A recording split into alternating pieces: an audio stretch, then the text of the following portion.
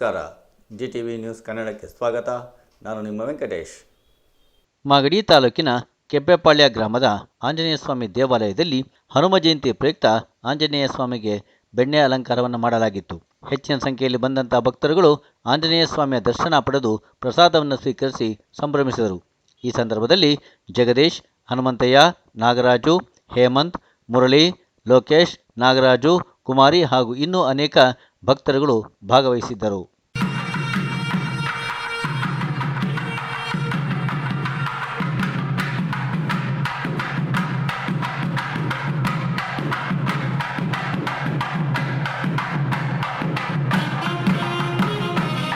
ಬೆಂಗಳೂರು ದಕ್ಷಿಣ ಜಿಲ್ಲೆ ಕೆಂಪೇಗೌಡರ ಮಾಗಡಿಯ ಕೆಬ್ಬೆಪಾಳ್ಯದಲ್ಲಿ ನಾವಿದ್ದೇವೆ. ಜಗತ್ತಿಗೆ ಭಕ್ತಿಯ ಮಹತ್ವವನ್ನು ಸಾರಿದಂಥ, ಹನುಮದ್ವಿಲಾಸವನ್ನು ತೋರಿಸಿದಂಥ, ದೇವರ ಕಾರುಣ್ಯವನ್ನು ಗಳಿಸಿದಂಥ ಆಂಜನೇಯ ಸ್ವಾಮಿಯ ಜನ್ಮದಿನ ಇವತ್ತು. ಇಲ್ಲಿ ಕೆಬ್ಬೆಪಾಳ್ಯದಲ್ಲಿ ಪುರಾತನ ಪ್ರಸಿದ್ಧವಾದಂಥ ದೇಗುಲವನ್ನು ಗ್ರಾಮಸ್ಥರೆಲ್ಲ ಸೇರಿ ಜೀರ್ಣೋದ್ಧಾರ ಮಾಡಿಸಿ ಪ್ರತಿ ವರ್ಷವೂ ಹನುಮ ಜಯಂತಿಯನ್ನು ಶ್ರದ್ಧಾಭಕ್ತಿಯಿಂದ ಮಾಡ್ಕೊಂಡು ಬರ್ತಿದ್ದಾರೆ ರೈತಾಪಿ ವರ್ಗದವರೆಲ್ಲರೂ ಕೂಡ.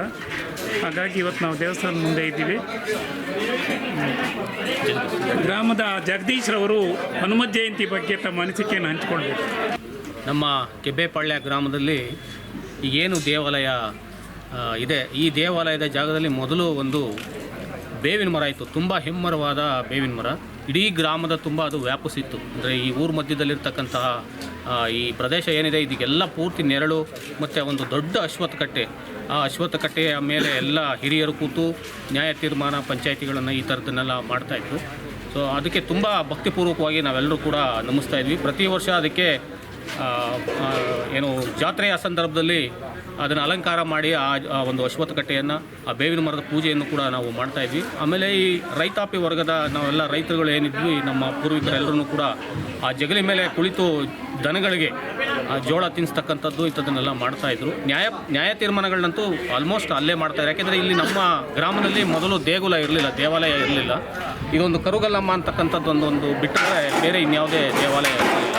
ಸೊ ಹಾಗಾಗಿ 2003ನೇ ಇಸ್ವಿಯಲ್ಲಿ ಈ ಒಂದು ದೇವಾಲಯವನ್ನು ನಾವು ಸ್ಥಾಪನೆ ಮಾಡಬೇಕು ಅಂತ ತೀರ್ಮಾನ ಮಾಡಿದ್ವಿ. ಯಾಕೆ ಅಂದರೆ ಆ ಬೇವಿನ ಮರ ತುಂಬ ಹಳೇದಾಗ್ಬಿಟ್ಟಿತ್ತು, ತುಂಬ ಪೂರ್ವಿಕರದು ಹಳೇದಾಗಿತ್ತು, ಬೀಳ್ತಾ ಇತ್ತು. ಅಲ್ಲಲ್ಲೇ ಕೊಂಬೆಗಳು ಮುರಿದೋಗಿ ಬಿದ್ದೋಗ್ತಾ ಇದ್ವು ಮಳೆಗಾಳಿಗೆ. ಆ ಭಯದಿಂದ ಪೂರ್ವಿಕರೆಲ್ಲರೂ ಅಂದರೆ ಹಿರಿಯರೆಲ್ಲರೂ ತೀರ್ಮಾನ ಮಾಡಿ ಈ ಮರವನ್ನು ಮಾರಾಟ ಮಾಡಿ ಹೇಗಾದರೂ ಮಾಡಿ ಇಲ್ಲೊಂದು ದೇವಾಲಯವನ್ನು ನಿರ್ಮಾಣ ಮಾಡಬೇಕು ಅಂತೇಳಿ ತೀರ್ಮಾನ ಮಾಡಿದ್ರು. ಅದಕ್ಕೆಲ್ಲರೂ ಕೂಡ ಸಹಕಾರವನ್ನು ನೀಡಿದ್ರು, ಹಿರಿಯರೆಲ್ಲರೂ ಕೂಡ. ಸೊ ಆಗ ಆ ಮರವನ್ನು ಕೇವಲ 6,000 ರೂಪಾಯಿ ಆಗಿನ ಕಾಲಕ್ಕೆ. ಸೊ 2003ನೇ ಇಸ್ವಿ ನಾವು ದೇವಾಲಯ ಪ್ರಾರಂಭ ಮಾಡಿದ್ದು. ಅದಕ್ಕೂ ಮೊದಲು ಮರ ಮಾರಿದ್ದು ಅಂದರೆ 2002 ಅಥವಾ 2001 ಇರಬೇಕು. ಆ ಸಂದರ್ಭದಲ್ಲಿ ಮಾರಾಟವನ್ನು ಮಾಡಿ ಆ ಜಾಗವನ್ನು ಪವಿತ್ರವಾಗಿ ಹಾಗೆ ಕಾಪಾಡ್ಕೋಬೇಕು ಅಂತೇಳಿ ಆ ಪವಿತ್ರವಾದ ಜಾಗವನ್ನು ದೇವಾಲಯವನ್ನಾಗಿ ನಿರ್ಮಾಣ ಮಾಡಿ ಅದಕ್ಕೆಲ್ಲರ ಹಿರಿಯರು ಮತ್ತು ಭಕ್ತಾದಿಗಳು, ಗ್ರಾಮದ ಒಕ್ಕಲು ಏನಿದ್ದಾರೆ ಎಲ್ಲ ಹೊರಗಡೆ ಇರತಕ್ಕಂಥ ಜನರು ಎಲ್ಲರೂ ಕೂಡ ಕೈ ಜೋಡಿಸಿ ಆ ದೇವಾಲಯವನ್ನು ನಿರ್ಮಾಣ ಮಾಡೋದಕ್ಕೆ ಶ್ರಮವನ್ನು ವಹಿಸಿದ್ರು. ಆಗಿನಲ್ಲೂ ಕೂಡ 2003ನೇ ಇಸ್ವಿಯಿಂದಲೂ ಕೂಡ ಪ್ರತಿ ವರ್ಷ ನಾವು ಆಂಜನೇಯ ಸ್ವಾಮಿಗೆ ವಾರ್ಷಿಕೋತ್ಸವ ಶ್ರದ್ಧಾಭಕ್ತಿಯಿಂದ ಎಲ್ಲ ಗ್ರಾಮಸ್ಥರುಗಳ ಸಹಕಾರ ಮತ್ತು ಎಲ್ಲ ಯುವಕ ಮಂಡಳಿಯವರು ಮತ್ತು ಹಿರಿಯರು ಅನ್ನದಾನಕ್ಕೆ ಸಹಕಾರ ಕೊಡ್ತಕ್ಕಂಥ ಎಲ್ಲ ಭಕ್ತಾದಿಗಳಿಂದ ವೃಂದದವರಿಂದ ಈ ಒಂದು ಕಾರ್ಯಕ್ರಮ ಯಶಸ್ವಿಯಾಗಿ ನೆರವೇರ್ಕೊಂಡು ಹೋಗ್ತಾ ಇದೆ. ಇದಕ್ಕೆ ಎಲ್ಲರ ಸಹಕಾರ ಇದೆ. ಭಕ್ತಾದಿಗಳು ಈ ಒಂದು ದೇವಾಲಯ ನಿರ್ಮಾಣ ಆದ ನಂತರ ನಮ್ಮ ಗ್ರಾಮ ತುಂಬ ಅಭಿವೃದ್ಧಿ ಆಯ್ತಾ ಬಂತು. ಅದಕ್ಕೂ ಮೊದಲು ತುಂಬ ಕೆಳಮಟ್ಟದಲ್ಲಿದ್ದಂಥ ಗ್ರಾಮ ಇದು. ಈ ದೇವಾಲಯ ನಿರ್ಮಾಣ ಆದ ನಂತರ ತುಂಬ ಹೆಚ್ಚಿನ ಮಟ್ಟದಲ್ಲಿ ಎಲ್ಲರೂ ಕೂಡ ಸ್ವಲ್ಪ ಸುಸ್ಥಿತಿಗೆ ಬರ್ತಾ ಬಂದರು. ಅವರವರ ಸ್ಥಿತಿಗತಿಗಳು, ಆರ್ಥಿಕ ಸ್ಥಿತಿಗತಿಗಳು ಮೇಲ್ಮಟ್ಟಕ್ಕೆ ಬಂತು. ಹಾಗೆಯೇ ಸ್ವಲ್ಪ ಅಭಿವೃದ್ಧಿಯ ಪಥದತ್ತ ನಮ್ಮ ಗ್ರಾಮ ಮುಂದಕ್ಕೆ ಹೋಯ್ತಾ ಬಂತು. ಅದಾದ ನಂತರ ಇಲ್ಲಿಯವರೆಗೂ ಕೂಡ ಈ ಒಂದು ದೇವಾಲಯದ ಬಗ್ಗೆ ಎಲ್ಲರೂ ತುಂಬ ಗೌರವ ಭಕ್ತಿಯಿಂದ ಹೋಗ್ತಾ ಇದ್ದಾರೆ. ಸೊ ಇದರ ಆಧಾರದ ಮೇಲೆ ಈಗ ಗುಡ್ಡದ ಗಾಯತ್ರಿ ದೇವಾಲಯ ನಿರ್ಮಾಣ ಆಗಿದೆ. ಸೊ ದೇವರ ನಾಡು ಅಂತಲೇ ಇದಕ್ಕೆ ಈಗ ಹೆಸರು ಬಂದಿದೆ ಈ ಒಂದು ಗ್ರಾಮಕ್ಕೆ. ಅದು ಈ ನಮ್ಮ ಗ್ರಾಮದ ಹೆಮ್ಮೆ ಅಂತ ನಾವು ಹೇಳ್ಕೊಳ್ಳೋದಕ್ಕೆ ಇಷ್ಟಪಡ್ತೇವೆ. ಧನ್ಯವಾದಗಳು. ಕೆಬ್ಬೆಪಾಳ್ಯದ ನಾಗರಾಜರವರು ಭೂ ಬ್ಯಾಂಕ್ ಅಭಿವೃದ್ಧಿ ಮಂಡಳಿಯ ಅಧ್ಯಕ್ಷರಾಗಿ ಕೆಲಸ ಮಾಡಿದರು. ಹನುಮ ಜಯಂತಿ ಬಗ್ಗೆ ತಮ್ಮ ಅನಿಸಿಕೆಗಳನ್ನು ಹಂಚಿಕೊಳ್ಳಿ ಸರ್. ಕೆಬ್ಬೆಪಾಳ್ಯ ಗ್ರಾಮದಲ್ಲಿ 2003ರಿಂದನೂ ಕೆಬೇಪಾಳ್ಯ ಗ್ರಾಮದಲ್ಲಿ ಆಂಜನೇಯ ಸ್ವಾಮಿ ಪ್ರತಿಷ್ಠಾಪನೆ ಆದಾಗಿಂದನೂ ಹನುಮನ್ ಜಯಂತಿನ ನಡೆಸ್ಕೊಂಡು ಹೋಗ್ತಾ ಇದ್ದೀವಿ. ಅಕ್ಕಪಕ್ಕ ಗ್ರಾಮಸ್ಥರು ಹಾಗೂ ನಮ್ಮ ಊರಿನ ಗ್ರಾಮಸ್ಥರು ಹಾಗೂ ಎಲ್ಲ ಅಡುಗೆ ಮಾಡೋದಕ್ಕಾಗಲಿ ಊಟಕ್ಕಾಗಲಿ ಎಲ್ಲರೂ ಧನ ಸಹಾಯ ಧನುಮಾನ ಒಂಚೂರು ಎಲ್ಲರೂ ಸಪೋರ್ಟ್ ಕೊಟ್ಟು ನಡೆಸ್ತಾ ಇದ್ದೀವಿ. ಹಂಗೆ ಯಶಸ್ವಿಯಾಗಿ ಹಿಂಗೆ ಮುಂದುವರಿಲಿ ಅಂದ್ಬಿಟ್ಟು ಹೇಳ್ತೀವಿ. ಇದು ಎಷ್ಟನೇ ವರ್ಷದ್ದು? 2003 ಅಂದರೆ 2025ನೇ ಇಸ್ವಿ, ಬಹುಶಃ 22 ವರ್ಷ ಆಗಿದೆ ಕಂಪ್ಲೀಟ್ ಆಗಿದೆ.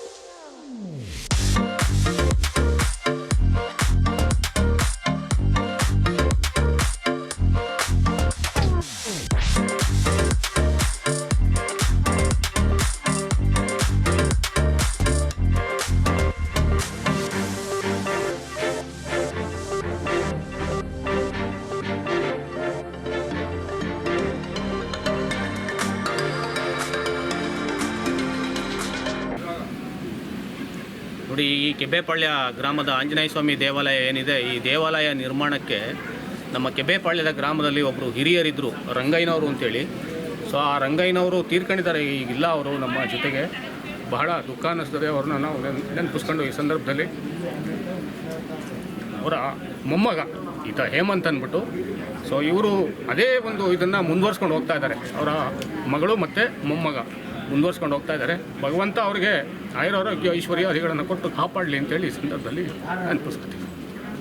ನಮ್ದೇನಿಲ್ಲ, ಅವತ್ತು ಅವ್ರು ಸೃಷ್ಟಿ ಮಾಡಿದ್ರಷ್ಟೇ, ಎಲ್ಲ ಇವರೆಲ್ಲ ಸಪೋರ್ಟಿಂದ ಇವತ್ತು ನಡ್ಸ್ಕೊಂಡು ಹೋಗ್ತಾ ಇದ್ದಾರೆ. ಹಂಗೆ ಇನ್ನು ಮುಂದೆ ನಡ್ಸ್ಕೊಂಡು ಹೋಗ್ಲಿ ಅಂತ ಕೇಳ್ಕೊತೀವಿ ಅಷ್ಟೇ, ಇನ್ನೇನಿಲ್ಲ. ವಿಮೋಕ್ತರೇ ನಮಃ ರಕ್ಷೋ ವಿಧ್ವಂಸಕಾಯ ನಮಃ ಪರವಿದ್ಯಾ ಪರಿಹಾರಾಯ ನಮಃ ಪರಶೂರಿ ವಿನಾಶನಾಯ ನಮಃ ಪರಮಂತ್ರ ನಿರಾಕೃತೆ ನಮಃ ಭೀಮಸೇನ ಸಹಾಯಕೃತೆ ನಮಃ ಸರ್ವದುಃಖಹರಾಯ ನಮಃ ಸರ್ವಲೋಕಚಾರಿಣೇ ನಮಃ ಓಮನೋಜವಾಯ ನಮಃ ಪಾರಿಜಾತಧೃಮದಸ್ಥಾಯ ನಮಃ ಸ್ವರೋಗಹರಾಯ ನಮಃ ಸರ್ವವಿದ್ಯಾಸಂಪತ್ಪದಾಯಕಾಯ ನಮಃ ಕವಿಸೇನನಾಯಕಾಯ ನಮಃ ಕುಮಾರಬ್ರಹ್ಮಚಾರಿಣೇ ನಮಃ ರತ್ನಕುಂಡಲದೀಪ್ತಿಮತೆ ನಮಃ ಓಂ ಚಿಂಚಲಧ್ವಾನಸನ್ನದ್ಧಲಂಬಮಾನಶುಕೋಜ್ವಲಾಯ ನಮಃ ಓಂ ಗಂಧರ್ವವಿದ್ಯಾತತ್ವಜ್ಞಾಯ ನಮಃ ಮಹಾಬಲಪರಕ್ರಮಾಯ ನಮಃ ಕರವಿಮೂತ್ರೇ ನಮಃ ಶೃಂಖಲಾಭಂಗಮೋಚಕಾಯ ನಮಃ ಸಾಗರೋತ್ತರಾಯ ನಮಃ ಪ್ರಾಜ್ಞಾಯ ನಮಃ ಮಂಗಾನಗಿರಿವಾಸ ಶ್ರೀನಿವಾಸ ಶ್ರೀ ವೆಂಕಟೇಶ ಶ್ರೀ ವೀರ ಶ್ರೀರಾಮ ರಘುರಾಮ ಕೋದಂಡ ರಾಮ ಶ್ರೀರಾಮ ರಾಮ ಶ್ರೀಮನ್ನಾರಾಯಣ ಶ್ರೀ ಗೋವಿಂದ ಗೋಕುಲನಂದನ ಶ್ರೀನಿವಾಸ ವೆಂಕಟೇಶ ಶ್ರೀ ವೀರಾಂಜನೇಯ ನಿತ್ಯ ನಿರ್ಮಲ ನೀಲವೇಗ ಶ್ಯಾಮ ಪುರಾಣ ಪುರುಷ ಪುಂಡರಕ್ಷ ನಂದ ನಂದನ ನವನಿತಾಚಾರ್ಯ ಭಗವಂತ ಪ್ರಿಯನೇ ಪಶುಪಾಲಕ ಕೃಷ್ಣ ಪಾಪ ವಿಮೋಚನೆ ದುಷ್ಟ ಸಂಹಾರ ದುರಿತ ನಿರ್ವಹಣೆ ಸೃಷ್ಟಿ ಪರಿಪಾಲಕ ಕಷ್ಟ ನಿವಾರಣೆಗೂ ಗೋಕುಲನಂದನ ಶ್ರೀನಿವಾಸ ಶ್ರೀ ವೆಂಕಟೇಶ ಶ್ರೀ ವೀರಾಂಜನೇಯ ಅಖಿಲಾಂಡ ಕೋಟಿ ಬ್ರಹ್ಮಾಂಡ ನಾಯಕ ವಜ್ರ ಮುಕುಟಾಧರ ವರ ವರ ಮೂರ್ತಿ ಗೋಪಿಜನ ಲೋಲ ಗೋವಾರ್ಧನಧರ ದಶರಥ ನಂದನ ದಶಮುಖ ವರ್ಧನ ಪಕ್ಷಿವಾಹನ ಪಾಂಡಪ್ರಿಯ ಮಶಕುರ್ಮ ಸುಂದರಿ ಹರಿ ವರ ನರಸಿಂಹ ವಾಮನ ಭೃಂಗು ಬಲರಾಮನ ಹನುಜ ವೇಣಿಗನ ಪ್ರಿಯ ವೆಂಕಟರಮಣ ಸೀತನಾಯಿಕ ಸೀತ ಪರಿಪಾಲಕ ದಾರಿದ್ರ್ಯ ಜನ ಪೋಷಕ ಧರ್ಮ ಸ್ಥಾಪಕ ಆಪತ್ ಬಾಂಧವ ಅನಾಥ ರಕ್ಷಕ ಶರಣ ಗೋಕುಲ ಕರುಣ ಕಮಲದೊಳ ಹಕ್ಕಿತ ಕಾಮಿತ ಫಲದಾತ ಹರಿ ಮುರ ಹರಿ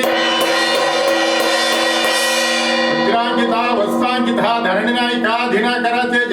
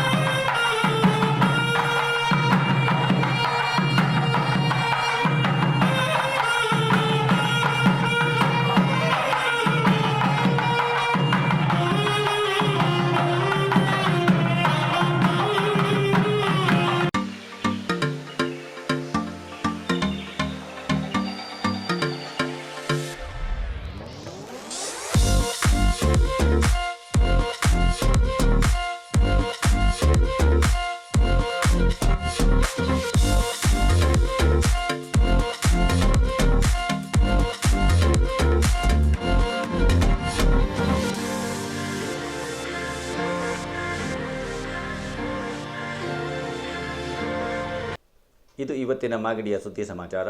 ನಿರಂತರ ಸುದ್ದಿ ಸಮಾಚಾರಕ್ಕೆ ವೀಕ್ಷಿಸಿ ನಿಮ್ಮ GTV ನ್ಯೂಸ್ ಕನ್ನಡವನ್ನು. ವಂದನೆಗಳು.